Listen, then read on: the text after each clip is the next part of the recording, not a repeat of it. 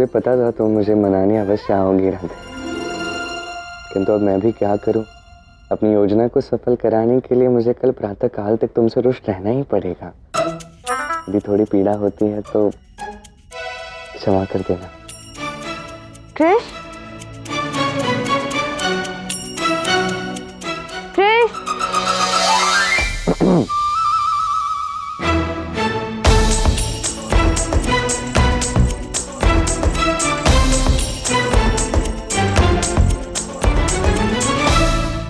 कृष, जब बुलाया तब तो आई नहीं, अब आके क्या अर्थ है।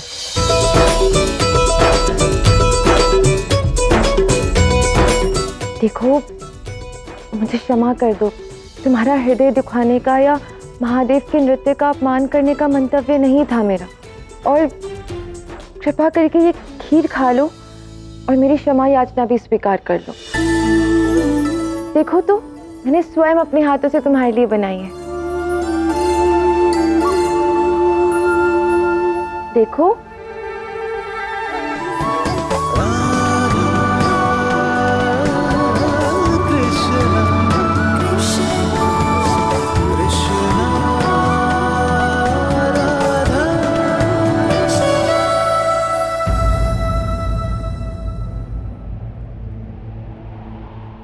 जिस प्रकार तुम्हारी कोई मंशा नहीं थी महादेव का अपमान करने की, ऐसे ही मेरा मन नहीं है तुम्हारे हाथ की बनी है खीर खाने का। तुमसे और सुभद्रा से अत्यंत रुष्ट हो रहा था। मुझसे बात ही मत करो, मुझे एकांत में रहने दो। कृष्ण सुनो, कृष्ण रुको तो।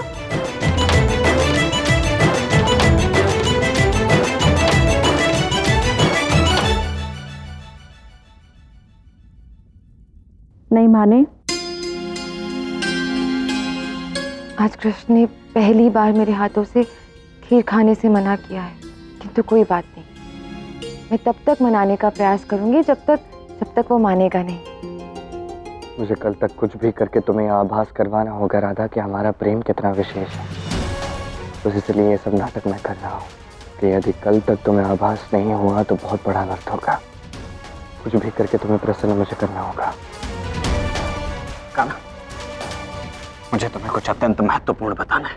क्या हुआ है दाऊ, आप इतने भयभीत क्यों हैं? तुम्हें किसी भी स्थिति में इस अपस्मार को रोकना ही होगा कान्हा। तुम्हें ज्ञात भी नहीं है इसने क्या किया है। मैं जैसे ही उसे खोजते हुए वहां जंगल के भीतर पहुंचा, मैंने उसे रोकने का प्रयास भी किया कान्हा, किंतु मेरी शक्तियां उसकी शक्तियों के समक्ष अक्षम रही। वो अब अवश्य महादेव के नृत्य में विघ्न डालने जाएगा कान्हा, और ऐसा करने से तुम्हें उसे अवश्य ही रोकना पड़ेगा, अन्यथा बहुत बहुत बड़ा अनर्थ हो जाएगा कान्हा। शुक्राचार्य ने मूर्छा की समय से पूर्व ही उसे जागृत किया है, बस उसी कारण ये सब इतनी शीघ्र हो रहा है था। अब चिंता मत कीजिए, मैं कुछ अवश्य करता हूँ, क्योंकि अभी समय ही नहीं आया है कि अपस्मार कैलाश तक पहुंचे।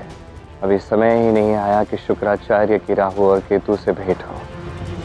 अर्थात इस पूरे समय तुम्हें सब कुछ ज्ञात था कि शुक्राचार्य कब, क्या और क्यों कर रहे हैं, किंतु फिर भी तुमने मुझे नहीं बताया। और ऐसा क्या क्या है कान्हा जो मुझे नहीं ज्ञात है? बहुत कुछ, अभी बहुत कुछ होना शेष है था, और सब कुछ बताने का समय नहीं आया। जब उचित समय आएगा मैं सब कुछ बता दूंगा, किंतु यदि अभी कुछ बता सकता हूं तो केवल इतना कि जो कुछ भी हो रहा है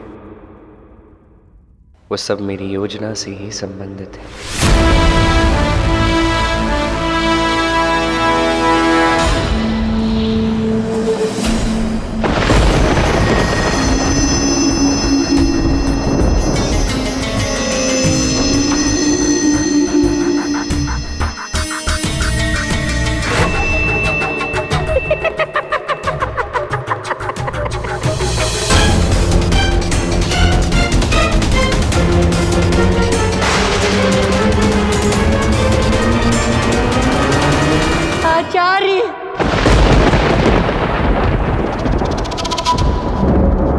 मैं अपने लक्ष्य के अत्यंत निकट हूँ। और कुछ ही क्षणों में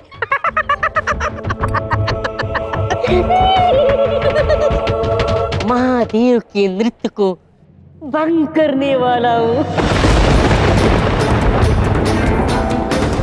उत्तम, अति उत्तम। मैं तो बस उस क्षण को देखना चाहता हूं जब कृष्ण की इस योजना को अपस्मार विफल कर देगा। अब तुम शीघ्र जाओ और जाकर महादेव के नृत्य को भंग कर दो। जाओ। जो आज्ञा आचार्य। शीघ्र अति शीघ्र, बस कुछ ही क्षणों में इस पूरे संसार में नकारात्मकता का वास होगा। कान्हा, एक और ये अपस्मार है और दूसरी ओर असुर गुरु शुक्राचार्य। यदि ये दोनों मिलकर अपनी योजना में सफल हो गए ना कान्हा, तो बहुत बड़ा अनर्थ हो जाएगा। मैंने कहा ना था, जो भी होना है वो अपने निर्धारित काल पर ही होगा। और अभी शुक्राचार्य और अपस्मार दोनों के अपने गंतव्य तक पहुंचने का समय नहीं आया है।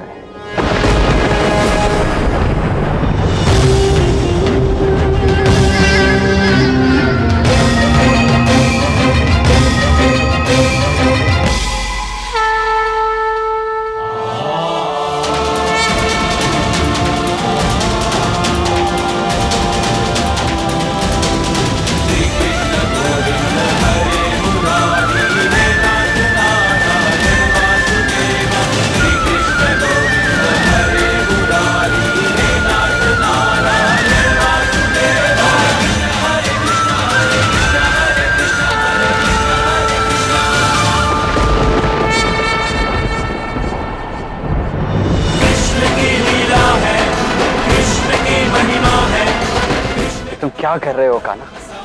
कुछ तो बताओ मुझे। यहाँ मैं इतना विचलित हुआ जा रहा हूँ और तुम इतने शांत कैसे खड़े हो? बस कुछ क्षण और प्रतीक्षा कीजिए था। कृष्ण की लीला है, कृष्ण की महिमा है, कृष्ण का गौरव धर्म सार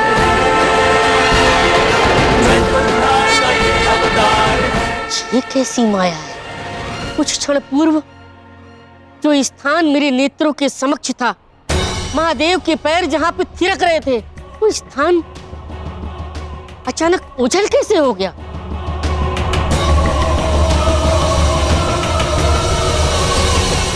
आचार्य, सहायता कीजिए आचार्य।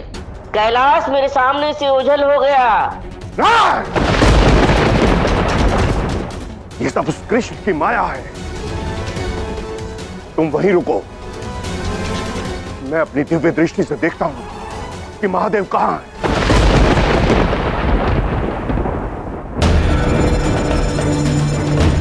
शुक्राचार्य बस हमें ढूंढने ही वाले थे। अब पता नहीं हमें और कितनी प्रतीक्षा करनी होगी। केतु, तुम्हारा ध्यान व्यर्थ की बात पर है। महत्व की बात तो ये है कि इस समय कृष्ण क्यों नहीं चाहता है कि शुक्राचार्य हमें ढूंढे। किस किस का भय है इसे?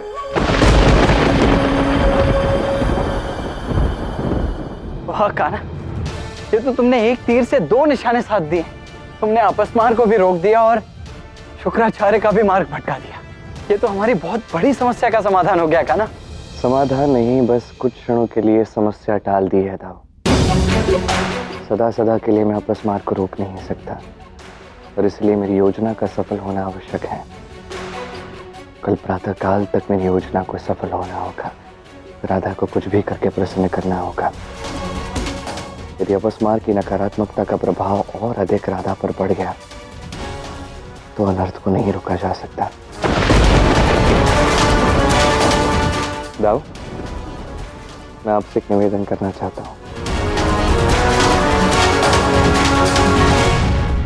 मैंने महादेव से भी आग्रह किया है कि नवरात्रि के 90 दिवस तक वो अपने नृत्य को ना रोके। उसी में सबका हित है। देवी पार्वती वहां कैलाश में दुखी हैं। ऐसे में महादेव भी उन्हें प्रसन्न करने में सक्षम नहीं है था। मैं चाहता हूं कि आप देवी पार्वती के समक्ष जाकर उन्हें प्रसन्न करने का प्रयास करें। क्या मैं भला देवी पार्वती को कैसे प्रसन्न कर पाऊंगा कान्हा? मैं तो रेवती जी तक को प्रसन्न नहीं कर पा रहा हूँ। तो कुछ भी करके अपस्मार के इस नकारात्मकता का तोड़ा में निकालना होगा। मुझे विश्वास है आप कोई ना कोई उपाय ढूंढ लेंगे। अब मैं चलता हूँ, कल प्रातः काल में आपसे भेंट होगी।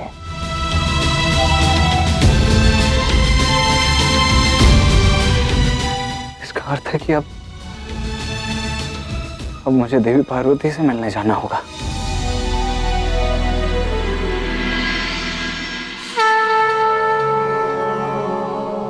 हे देवी पार्वती, मैं आपका आह्वान करता हूं, कृपा करके मुझे दर्शन दीजिए।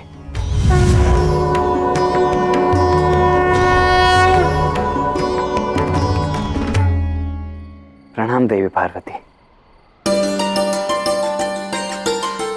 कहो बलराम, कैसे स्मरण किया मुझे?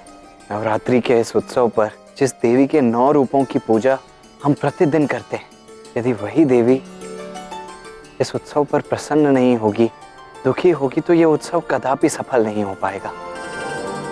इसीलिए आपको प्रसन्न करने हेतु मैं आपके लिए ये छोटी सी भेंट लेकर आया हूं।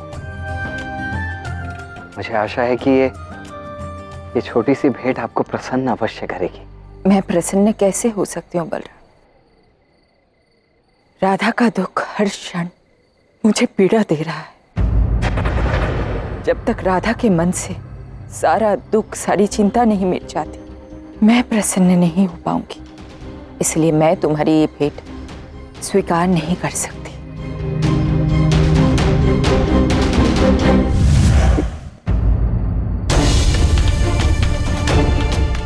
ये समस्याएं तो प्रत्येक क्षण बढ़ती ही जा रही हैं।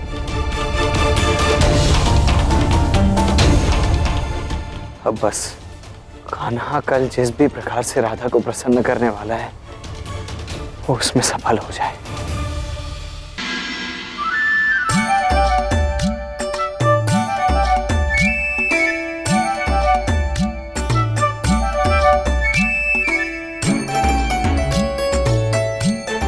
अब जो मैं करने जा रहा हूँ उसके लिए मुझे क्षमा करना सुभद्रा, किंतु राधा को प्रसन्न करने के लिए जो मेरी योजना है, उस योजना को सफल कराने के लिए तुम्हें भ्रम में डालना आवश्यक है।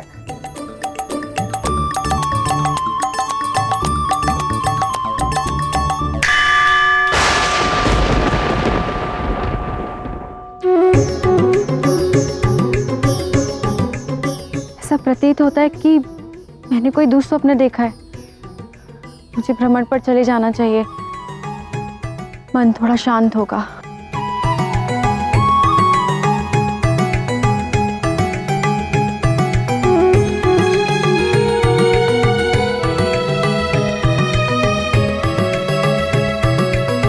बस राधा मुझे और सुभद्रा को ढूंढ ले।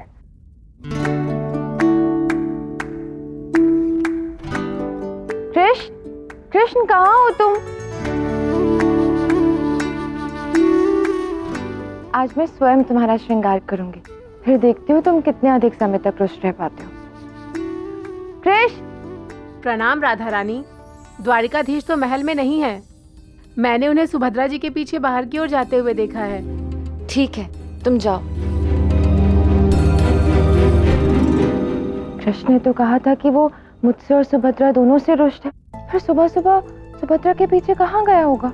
मुझे शीघ्र ही दोनों को ढूंढना होगा, इससे पूर्व कि कृष्ण और अधिक रुष्ट हो जाए।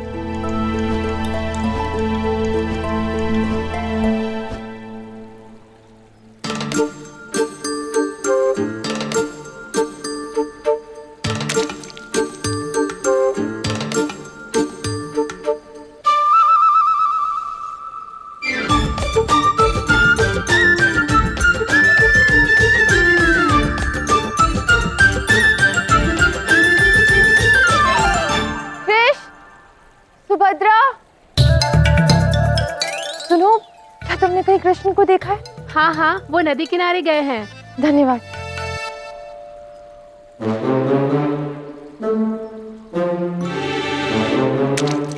प्रतीत होता है कि आपका क्रोध अभी भी शांत नहीं हुआ है। भ्राता, मुझे ज्ञात है कि आप दुखी हैं क्योंकि मैं महादेव का नृत्य देखने नहीं आई, किंतु मैं राधा को अकेला नहीं छोड़ सकती थी। मैं द्वारिका उनसे मिलने आई हूँ ना। भ्राता, आप मान भी जाइए ना। देखो सुभद्रा, मैं तुमसे अब भी वही कहूंगा जो कल मैंने राधा से कहा है। अपना अपमान सह सकता हूं मैं, किंतु मेरे आराध्य का अपमान मैं नहीं सह सकता। वो आनंद तांडव कर रहे हैं किस लिए?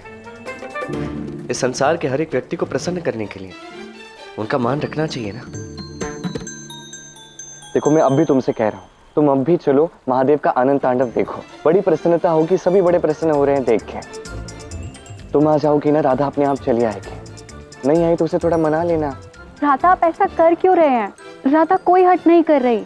ना ही वो महादेव का अपमान करना चाहती है, ना ही वो आपको दुखी करना चाहती हैं।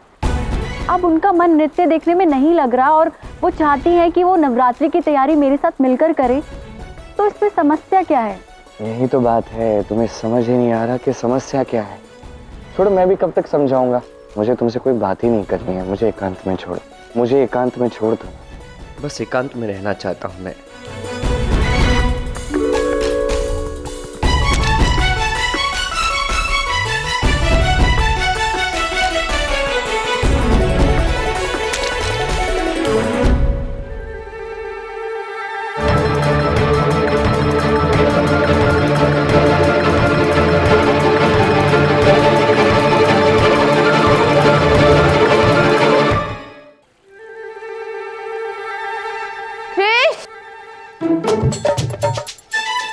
तुम सही समय पर आई हो रहा था, क्योंकि अब यहाँ जो होने वाला है उसे तुम्हें ही संभालना है। कृष!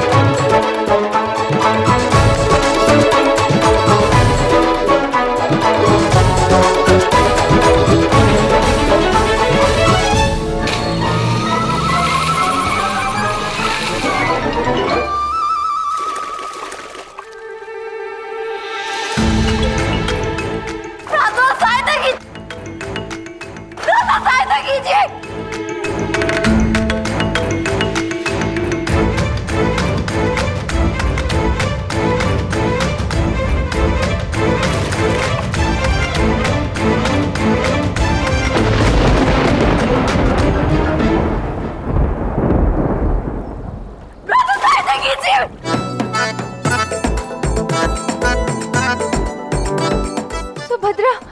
कृष! सुभद्रा!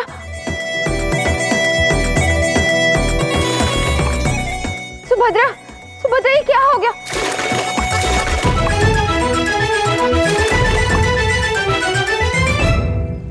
हाथ दो! सुभद्रा, इधर आओ।